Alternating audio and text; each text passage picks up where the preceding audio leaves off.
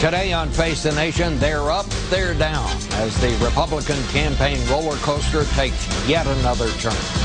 And some of the names of the fallen sound out. Bachmann, Perry, Kaine. Perhaps Ron Paul will now get his shot as the media frontrunner. Don't look now, but it happened. Ron Paul may have been a fringe candidate before, but he has moved into a statistical tie for the lead in Iowa, where the first contest will be held in just a matter of weeks. Is he surprised?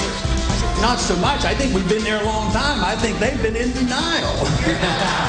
Nor is he bashful about where he says our economic problems begin. The Federal Reserve is immoral, it's unconstitutional, and it's a disaster. As for foreign policy and a strong national defense. I think military spending diminishes our defense. I'd much rather see that money spent at home. He's with us to talk about that and a lot more.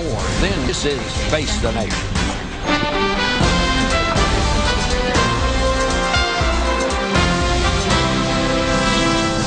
From CBS News in Washington, Face the Nation with Bob Schieffer.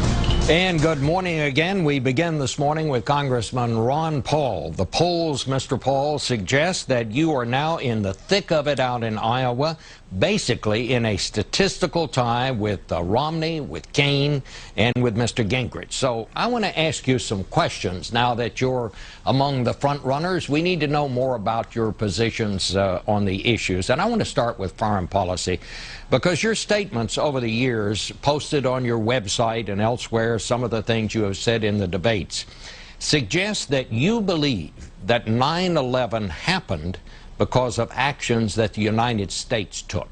Is that correct?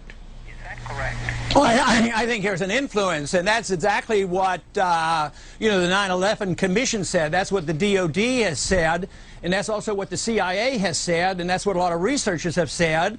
And just remember, immediately after 9/11, we removed the base from Saudi Arabia, so there is a connection. That doesn't do the whole full explanation, but our policies definitely had an influence, and you talk to the people who committed it and those individuals who would like to do us harm, they say, yes, we don't like American bombs to be falling on our country, and we don't like the intervention that we do in their nations. So to deny this, I think, is very dangerous. But to argue the case that they want to do us harm because we're free and prosperous, I think is a very, very dangerous notion, because it's not true. Well, I would question the import of what some of those commissions found that you cited there. But basically what you're saying, Mr. Paul, is that it was America's fault, that 9/11 happened, and it was our fault that it happened.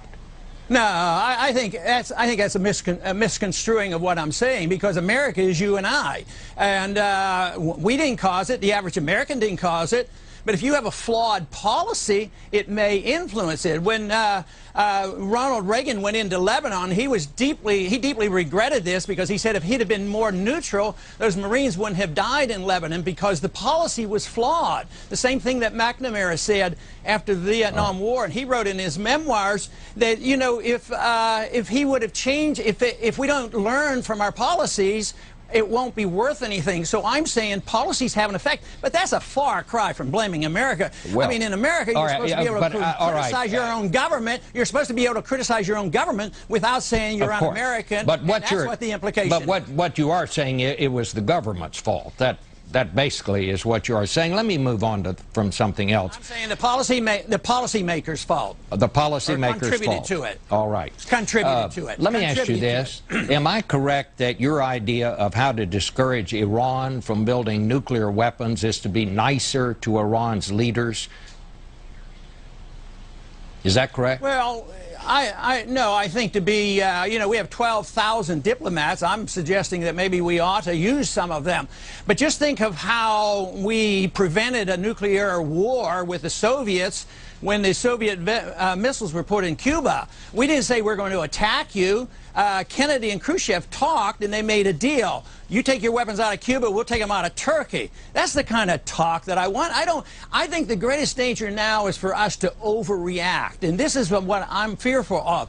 Iran doesn't have a bomb. There's no proof. There's no new information regardless of this recent report. And for us to overreact and talk about bombing Iran, that's much more dangerous. We got the Libyans to get rid of their nuclear power and their nuclear weapons, and look at what happened to them. So we got to understand that. May I interrupt just for a second? No one has suggested in the U.S. government that we are going to bomb Iran. What they have said is that we're going to impose very tough sanctions. You are against sanctions on Iran, is that correct? Yeah, because sanctions are the initial step to war. I was opposed to all the sanctions for 10 years and the bombing that was occurring with Iraq, as I said it would lead to war. But if you say nobody's suggesting it, why don't you listen to the debates? I mean, listen to some of the other candidates. May I correct you? I am listening to the debates. I know there have been some candidates who've talked about that, including Mr. Romney. The United States government has not said we're going to bomb Iran. I mean, that's just a fact. No, obviously they haven't said that, but the implication is nothing is off the table. You've heard those statements. Well, yes. All right. Let's move on then. Do you think there is any place in the world where United States forces should be stationed? You've talked about bringing them home from Afghanistan, from Iraq. Is there any place where you think it helps us to have U.S. forces stationed? No, other than the fact that I think a submarine is a very worthwhile weapon, and I believe we can defend ourselves with submarines and all our troops back at home. This whole idea that we have to be in 130 countries and 900 bases, now they've just invented a weapon that can hit any spot in the world in 1 hour. So you would... What's this idea? This is old-fashioned idea that you have to keep troops on 900 bases around the world. It makes no sense at all. Besides, we're bankrupt. We can't afford it anymore. So you would, if you were president, you'd bring home the troops from Japan, you'd bring home the troops from South Korea? You would? Okay. Absolutely, and the people are with me on that, because we can't afford it. It would save us a lot of money. All those troops would spend their money here at home, and besides, those troops overseas aggravate our enemies, motivate our enemies. I think it's a danger to our national defense, and we could save a lot of money cutting out the military expenditures that contribute nothing to our defense. All right, let me ask you about some domestic things. Your plan to get the country back on a firm financial footing is to close, including, among other things, the Department of Education, the Department of Energy, Commerce, Interior, Housing, and Urban Development. You would cut back the federal workforce by 10%. You've also suggested we should close FEMA, which is the Emergency Management Agency. I have to ask you this. What do you do about all the things that those agencies control, run, supervise? For example, what happens to the national parks if you close the Department of the Interior? Do we just let them go by the by, or what? No way. And the program deals with this. There's transition funds, but we would like to see a lot of land sold off, but we're not going to just ignore the parks. No, not at all. I mean, the money isn't there. These are departments that are doing too much. The American people are sick and tired of our educational system. Just think of how we've been involved and give out loans, and we educate students. The price of the cost of education goes up. They graduate, they don't have jobs, and they have $1 trillion worth of debt. We have to question that. This country's in bankruptcy. We have to deal with it. We can't remain in denial.